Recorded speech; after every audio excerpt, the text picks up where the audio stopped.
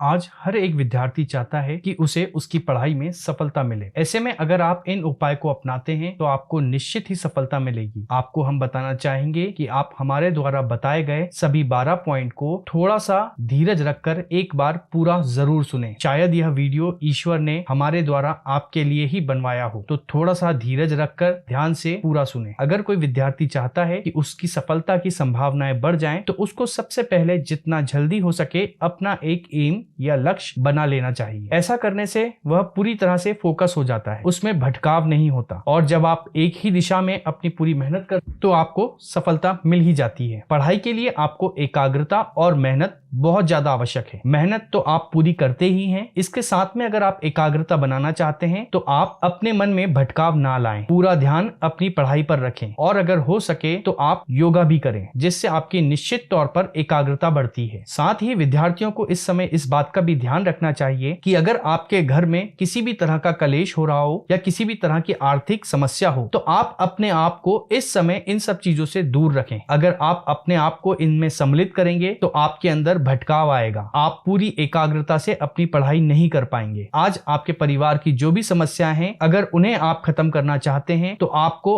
आज मेहनत करनी होगी, जिससे आप ही वो हैं जो आने वाले समय में इन सारी समस्याओं को खत्म कर देंगे। विद्यार्थियों को अपने विषय का बेसिक कॉन्सेप्ट क्लियर होना बहुत ज्यादा जरूरी है। आप चाहे जितनी भी पढ़ाई कर लें, अगर आपका बेसिक कॉन्सेप्ट क्लियर नहीं है तो आप उन्हें रट तो सकते हैं लेकिन उनको अच्छे से समझ नहीं सकते हैं। इसलिए सबसे पहले बेसिक क्लियर होना बहुत जरूरी है। आप अपने आने वाले एग्जाम की तैयारी के लिए सबसे पहले अपने बेसिक कॉन्सेप्ट पे ध्यान दें। ऐसे में आप अपने आने वाले जो एग्जाम है उनकी तैयारी पे थोड़ा सा कम ध्यान देते हुए पहले अपने बेसिक को क्लियर करें। इससे यह हो सकता है कि उन एग्जाम में आपके कम मार्क्स आए, लेकिन जो आपका अंतिम एग्जाम होगा आपको निश्चित तौर पर उस पे बहुत अच्छे मार्क्स मिलेंगे। आजकल YouTube पर भी कई सारे टीचर्स हैं जो कि आपके बेसिक कॉन्सेप्ट को क्लियर करते हैं, जिनमें से कुछ नाम हम आपके सामने लेना चाहते हैं, जैसे कि खान सर, फिजिक्स वाला, विकास दिव्य कीर्ति सर, अवध ओझा सर, ऐसे और भी कई सारे टीचर हैं जिनसे आप पढ़कर अपना बेसिक कॉन्सेप्ट क्लियर कर सकते हैं। आपका बेस क्लियर होना बहुत ज्यादा जरूरी है। साथ ही आप यह भी ध्यान रखें कि आज के समय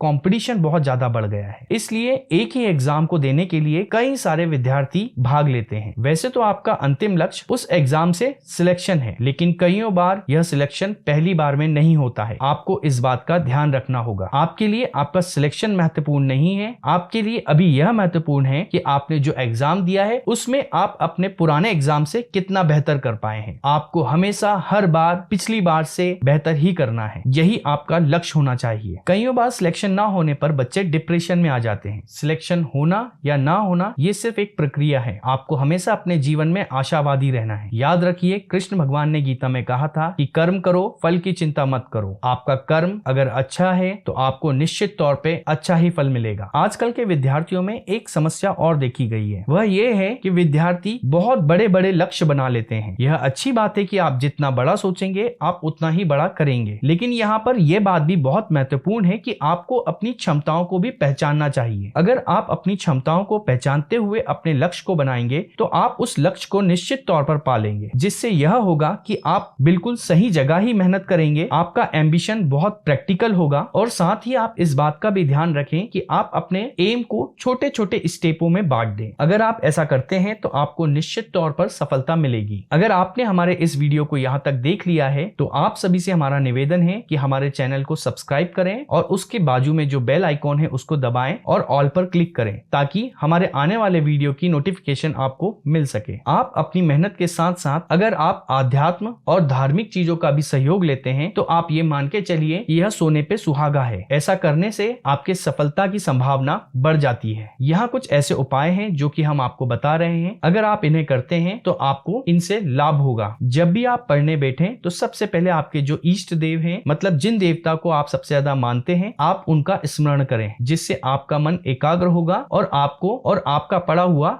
जल्दी याद होगा। आप अपनी पुस्तक और कॉपियों को पढ़ने से पहले एक बार उनको अपने मस्तक पर जरूर लगाएं। छात्रों को हमेशा पूर्व दिशा, उत्तर दिशा या उत्तर पूर्व दिशा की ओर अपना चेहरा कर पढ़ाई करना चाहिए। जहां तक संभव हो आप पढ़ते समय जूते या मोजे ना पहने। हर छात्र को अपने गले में सरस्वती जी का यंत्र धारण करना चाहिए। गुरुवार के दिन अपनी किताब में ताजी इमली के पत्ते रखने से भी आपकी बुद्धि बढ़ती है। विद्यार्थियों को सफलता के लिए मोर पंख अंक को अपने साथ में रखना चाहिए। एक विद्यार्थी के लिए उसकी अच्छी याददाश्त होना बहुत ज्यादा जरूरी है। इसके लिए आप तुलसी के पत्तों में मिश्री को मिलाकर खा सकते हैं। अगर आप प्रतियोगिता परीक्षा में पास होना चाहते हैं तो अपनी पढ़ाई के साथ साथ आप यह उपाय भी कर सकते हैं, जैसे कि गुरुवार के दिन आप गाय को पेड़े खिलाएं। आप जहां भी पढ़ाई करते हैं वहां पे पूर्व दिशा में सरस्वती जी का एक फोटो लगाएं। सरस्वती जी के बीज मंत्र का उच्चारण करें। जब भी आपको समय मिले तो गणेश चालीसा का पाठ करें। गणेश जी को खुश करने के लिए आप बुधवार के दिन उनको दूर्वा अर्पित कर सकते हैं, बेसन के लड्डू अर्पित कर सकते हैं। शिक्षा के लिए बड़ों का आशीर्वाद बहुत ज्यादा महत्वपूर्ण है, इसलिए जब भी आप परीक्षा देने जाएं तो आपके घर में जो भी बड़े हैं आप उनके पांव छुएं, उनका आशीर्वाद लें और साथ साथ में आप हमेशा अपने टीचरों का सम्मान करें। छात्रों को परीक्षा में अच्छी सफलता प्राप्त करने के लिए सूर्य भगवान की भी उपासना करनी चाहिए। इसके लिए आप सुबह जल्दी उठें, स्नान करें, उसके बाद एक लोटे में जल लेकर उसमें थोड़े से चावल डालें, लाल चंदन डालें, फूल डालें और उसके बाद सूर्य भगवान को अर्घ्य दें। ऐसा करने से आपकी बुद्धि में तीव्रता आती है, आपको आपकी परीक्षा में सफलता मिलती है और साथ ही इसके बाद जब आप पढ़ाई करने बैठते हैं तो आपको आपका विषय जल्दी समझ में आने लगता है। आप अपने अध्ययन कक्ष में एक नीम की डाली भी लगा दें। ऐसा करने से आपके कमरे का वातावरण भी शुद्ध होगा और आपकी एकाग्रता भी बढ़ेगी। घर से जब भी आप परीक्षा देने के लिए निकलें तो थोड़ा सा दही और उसमें तुलसी के पत्ते मिलाएं और खा लें। और साथ ही आप यह ध्यान रखें, आप जब भी परीक्षा के लिए बाहर निकलें तो सबसे पहले अपना सीधा पांव बाहर निकालें और जब भी परीक्षा कक्ष में प्रवेश करें तो अपना सीधा पैर ही कक्ष के भीतर रखें। ओम श्री गणेशाय नमः। ओम वक्रतुंडाय नमः।